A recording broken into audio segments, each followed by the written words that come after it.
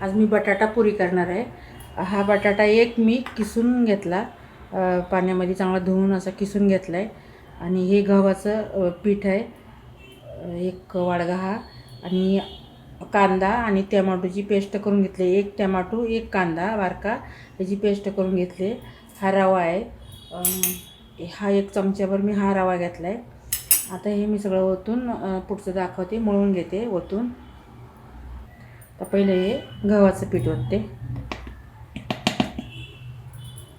एवढं राहू दे. नंतर पातळ जर झालं तर हा रवा,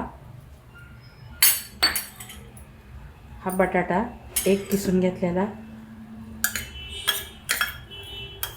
एक नंबर पोरी होती, अगदी भारी पोरी होतात. हे टमाटो आणि कांद्याची पेस्ट,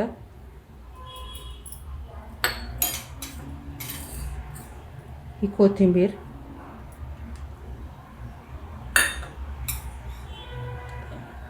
हे मीठ एक चमचा,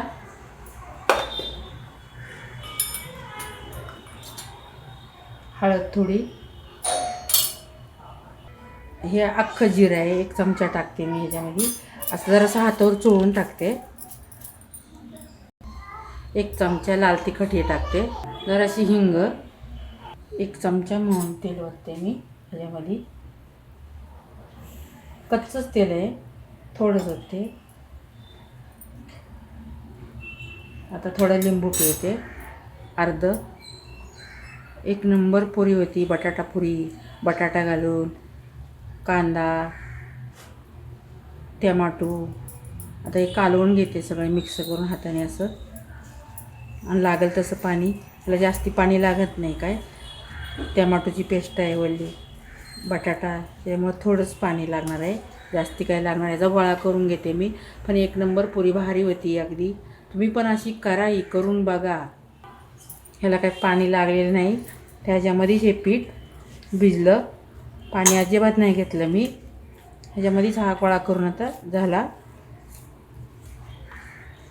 लई पातळ पण नाही करायचं काय. ते बटाटा असतो किसलेला, ते पाण्यामधलाच असतो. टमाटो याला पाणी सुटलेलंच असतं, त्याच्यामुळे पीठ भिजल्या गेलं तेवढ्या ह्याच्यामध्ये, पाणी घेतलेलं नाही आहे मी. झाला आता असा हे गोळा करून चांगला. पाणी अजिबात लागलं नाही, तेवढ्या मापामध्ये सगळे पीठ भिजून गेलं कांद्याची ह्याच्या पेस्टमध्ये, बटाट्या. तर आता हा 2-3 मिनटं राहू दे, झाकण ठेवते आणि मग लाटून घेते. त्याला आता लाटून घेते, तेल तापत ठेवले मी. आता लाटून घेते आणि तळून घेते पुऱ्या. असं गोळा करून घेते त्याचा. असं जरासा तेलाचा हात घ्यायचा असा गोळा करताना, म्हणजे हाताला चिटकू नाही म्हणून. आणि लाटून घ्यायचं पिठावर.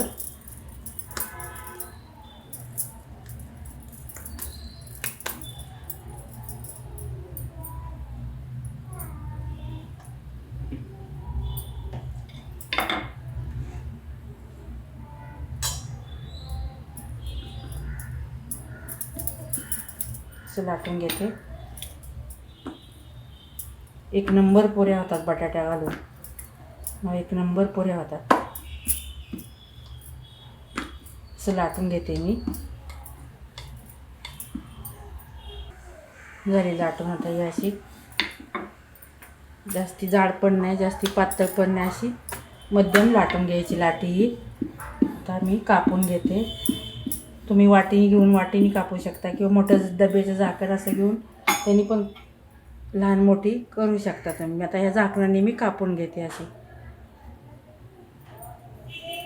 अशी. त्या 2 होते. अर्धी झाली, एकच झाली. परत कापून घेते मी. एकच बसते याच्यामध्ये. हे अशी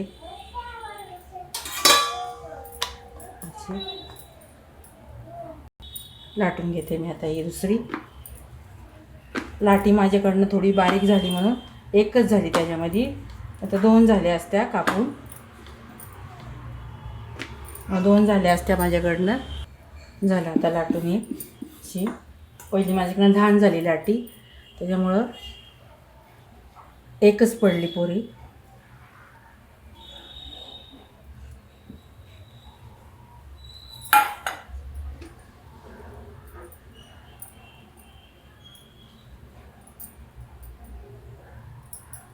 असे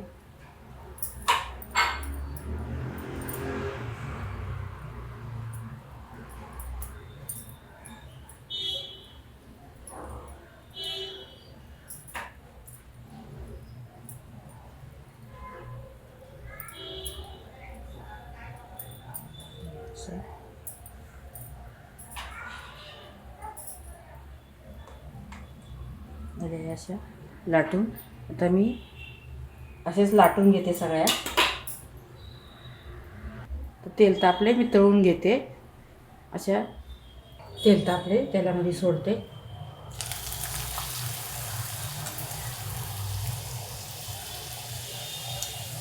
मस्त अगदी अशी छान फुगते.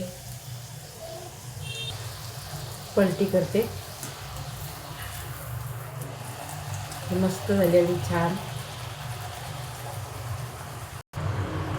अशी फुगतात मस्त अगदी भारी. उलटी पालटी करून तळून घ्यायची. अशी काढून घेते. काय भारी झाली छान अगदी मस्त. दुसरे सोडते. एक एकच बसते. पलटी करते. छान झाली. काढून घेते. आता ते टुमटुमीत अगदी फुगती मस्त भारी. दुसरी सोडते. भारी फुगती अगदी. एक नंबर होतात अगदी पुऱ्या बटाट्याच्या. बटाटा घालून गव्हाच्या पिठामध्ये पलटी करते.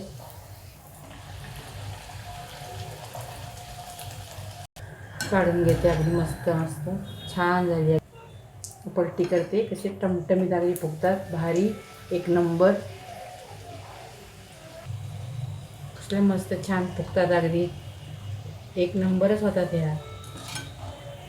बघा छान झालेत बरं.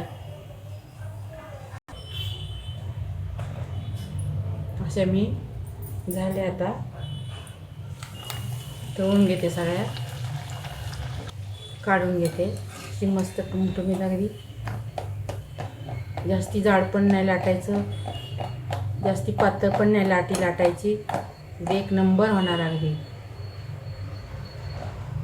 आता मी तळून घेते. झालं.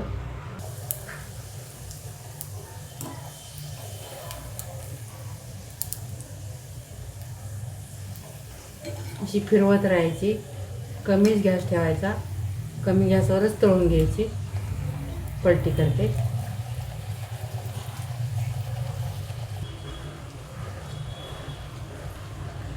मस्त खमंग तळून घ्यायचे अगदी भारी. कमी गॅसवरच.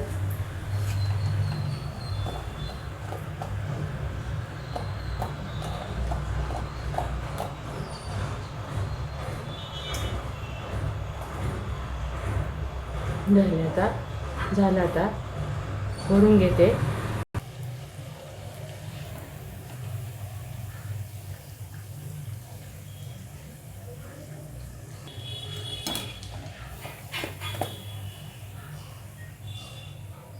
झाल्या बटाट्याच्या पोळ्या. मस्त छान झाल्यात अगदी.